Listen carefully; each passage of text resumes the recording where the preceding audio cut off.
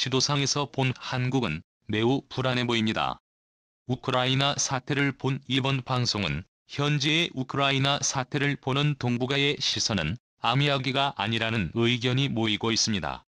특히 한국과 일본에서는 러시아가 이웃 국가나 다름없지 더욱 피부에 와 닿고 있는 것입니다. 그런데 이러한 지정학적 위치에서 한국과 일본은 전혀 다른 국면을 맞고 있다고 합니다. 일부 일본 매체 등은 한국을 크게 걱정하면서 앞으로 동북아 최전선이 될 수 있다고 경고했다는데요. 현재의 우크라이나 사태를 보는 전 세계 상황과 한일 간의 큰 차이점을 살펴보도록 하겠습니다. 우선 현재 푸틴이 우크라이나 전면전을 시작하면서 설마 진짜일 줄 몰랐다는 탄식과 함께 전 세계는 동시에 요동치는 모습이 등장하고 있습니다.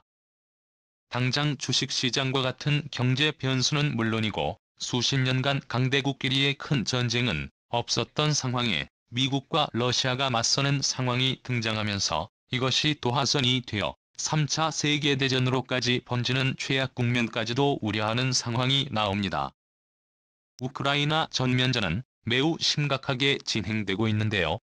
현재의 우크라이나 공항이 폭격되어 불타고 있으며 푸틴이 애초에 말한 것처럼 우크라이나를 점령할 일은 없을 것이라는 말과는 전혀 다르게 미사일 폭격이 이어지고 우크라이나는 러시아에게 제공권을 장악당한 상황으로 순식간에 판세는 러시아 쪽으로 기운다는 말이 나옵니다. 러시아 지상군은 벨라루스까지 포함해서 총 4방향에서 우크라이나로 진격하고 있기 때문에 사실상 서방 군대가 우크라이나에 없는 이상 우크라이나는 영토 절반 정도가 위태로이 보입니다. 온라인에서는 지금 21세기가 맞는 거냐, 혹은 전쟁이 이렇게 쉽게 일어날지 몰랐다면서 푸틴에 대해 강한 비판을 하기도 하면서 우크라이나 및 앞으로 펼쳐질 국제정세를 걱정하는 상황입니다. 특히 한국에 있어서는 이 문제가 다른 나라에 비해 매우 실질적으로 다가오는 상황에 있는 것입니다. 러시아가 우크라이나 침공한 이유와는 다릅니다만 한국은 불과 10여 년 전에 연평도 포격을 맞았으며 당시에 한국은 다시 한번 대한민국이 전쟁 위험국이라는 각성을 크게 했던 바 있었던 것이죠. 물론 그때는 북한이 수백 발의 포탄으로 끝났고 1, 2차 도발을 1시간 내에 끝나는 수준이었습니다. 만 북한은 푸틴 이상의 독재 체제의 공산당이 지배하는 구조이므로 러시아보다 심각한 것입니다. 또한 온라인 등에서는 러시아의 태도를 중국과 비교하곤 하는데 중국이 만약 북한이 붕괴될 시에 러시아와 같이 북한을 밀고 들어온다면 한국을 비롯한 미국 입장에서 어떻게 할 것이냐는 것입니다.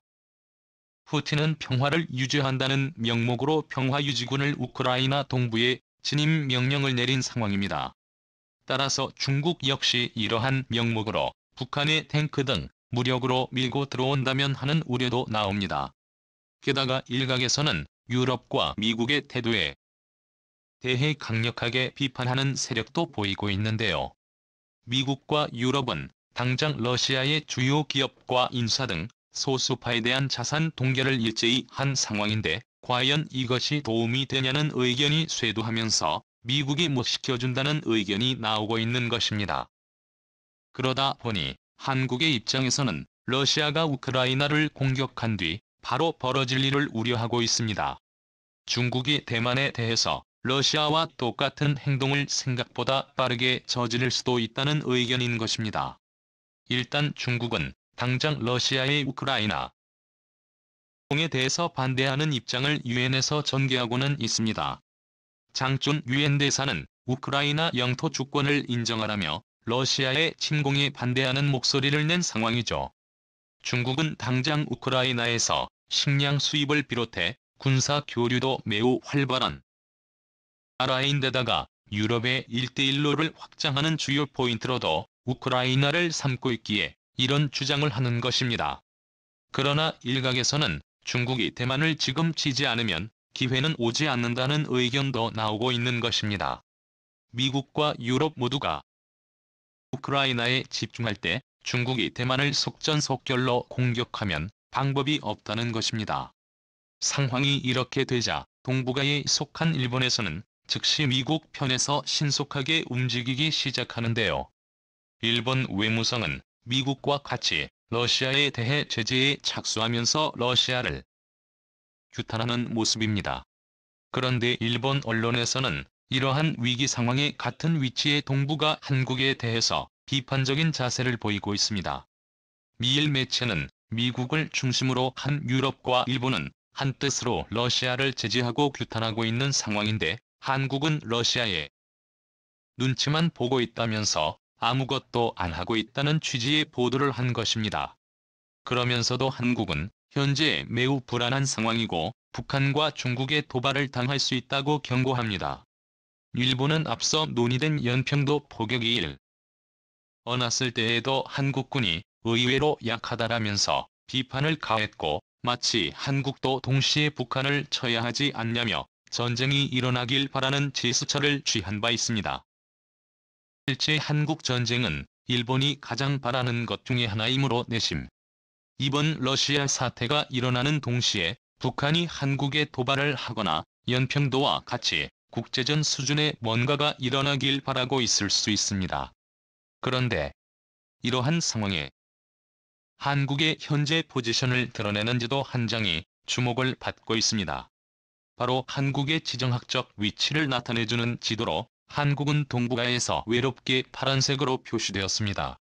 다름 아니라 붉은색은 사회주의 혹은 공산주의를 나타내는 진영으로 한국과는 구분되어 있고 동북아에서 매우 작은 면적에 한국이 푸른색으로 처해져 있음을 나타내는 지도라는 것입니다. 일본은 이러한 상황에 따라 한국은 중국 혹은 북한에 의해 한국의 침공 가능성을 논하고 있는 모습인 것입니다. 일본에서는 위험한 것은 한국 혹은 동북아의 최전선이라고 한국을 표현합니다. 따라서 러시아가 움직임에 따라 중국과 북한이 뜻밖의 한국을 공격할 수 있다는 것입니다. 또한 중국은 유엔에서 우크라이나 영토를 보존해야 한다고 주장은 하고 입니다만 중국 외교부는 외교부 대변인을 통해서 러시아가 침공한 것은 아니다라고 정반대의 말을 한 것입니다. 따라서 중국도 러시아를 보면서 탄력을 받아서 대만을 침공 준비하는 게 아니냐는 해석도 나오는 것이죠. 하지만 이 지도는 한국의 지정학적으로 매우 불리한 위치로 해석될 수 있지만 정반대로도 볼 수 있는 것입니다. 우선 한국은 한미 간의 60년간의 동맹이기 때문에 우크라이나와는 근본적으로 다르다는 것을 보여줍니다. 가장 중요한 이유로 한국은 미군이 주둔 중이기에 한국에 대한 공격은 미국에 대한 공격이기도 하죠. 게다가 한국은 미국의 요구와 더불어 자체적으로 매화력을 놀라울 정도로 무장하고 있는 상황입니다. 우크라이나는 이제서야 서방의 무기가 조금씩 지원되지만 한국은 무기를 수십조 원대로 수출할 정도로 발전했고 한국 자체를 요새화하고 있으며 북침 전략으로 전쟁 억제력을 가장 강하게 가지고 있는 국가입니다. 주변국이 한국을 공격하면 자신들은 반신불수 정도 되는 각오를 해야 할 정도로 화력이 강하다는 것입니다. 이런 나라와 전쟁하는 것은 누구라도 반대하기 때문에 한국을 공격하는 것은 우크라이나와 비교 불가인 것이죠. 또한 부차적으로 미국과 가장 큰 교역 국가 중 하나로 한국은 미국의 국익과 직결되어 있습니다. 미국이 수출입을 많이 하는 타파 임무에 한국은 항상 자리하고 있는 데다가 최근 첨단 사업 등 관계는 미국에 있어 한국이 침공당한다는 것은 미국이 가장 꺼려하는 국익을 침해당하는 것과 마찬가지입니다. 따라서 미국은 동북아에서는 절대 도발이 일어나서는 안 된다고 눈에 불을 켜고 있습니다. 미 국무부 대변인은 러시아 사태 직후에 아시아 지역에 F-35를 추가 파견하는 모습을 보이면서 아시아 태평양 지역을 주시하고 있다라며 중국과 북한의 도발 징후를 관찰하고 있습니다. 또한 일본에서 지적한 가장 가능성이 높다는 중국이 곧바로 대만을 침공하는 것도 매우 어렵습니다. 미국도 우크라이나와 대만을 보는 시각은 무게 자체가 다르다는 게 외교가의 지배적인 의견인데요. 국방부에서는 이미 대만을 가라앉지 않는 항공모함이라고 선언할 정도로 중요하게 생각하며 대만은 미국의 9번째 교역국일 정도로 규모가 크고 첨단 제품 동맹도 한국처럼 중요한 상황인 것입니다.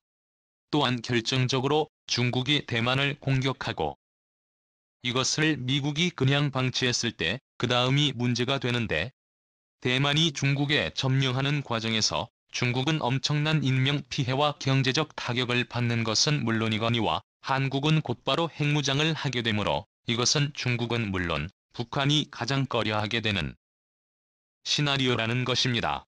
오히려 외교가에서는 이번 러시아 도발로 인해서 가장 곤란을 겪는 것은 바로 일본이라고 지적합니다.